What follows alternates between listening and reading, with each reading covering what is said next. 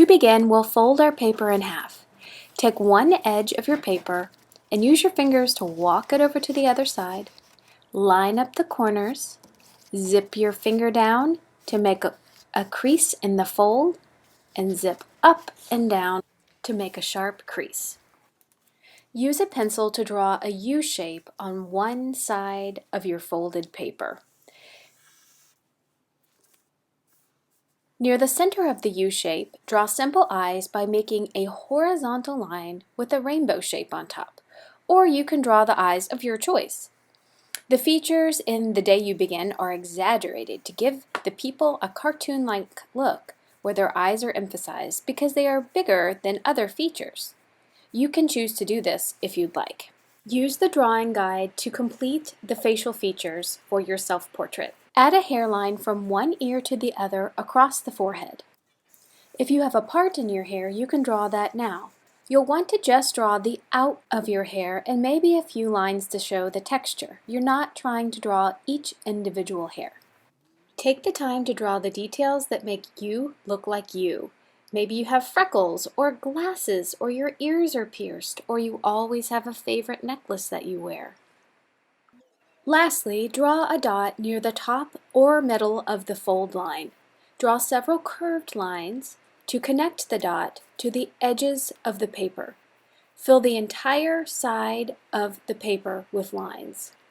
If you're painting with watercolors, you should start with your skin tone first. You can mix colors on the lid of your watercolor set.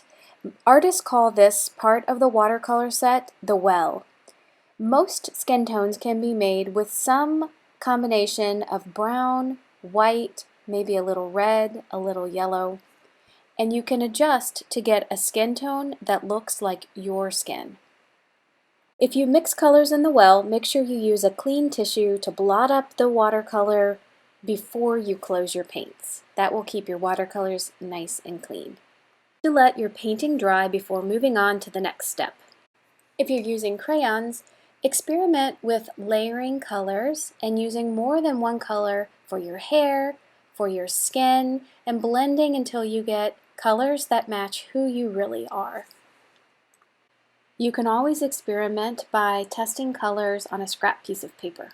Before you begin writing words in your art, take some time to think about what makes you unique.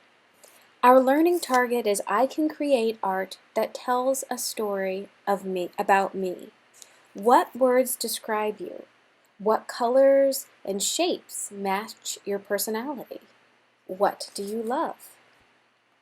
You only have room to add a few words, so you'll want to choose powerful words and choose your words wisely. When you finish writing and adding details with marker, continue to color your artwork using smooth and even coloring, filling all areas of your paper and making this your absolute best craftsmanship. This artwork represents you, and you want it to be your best work.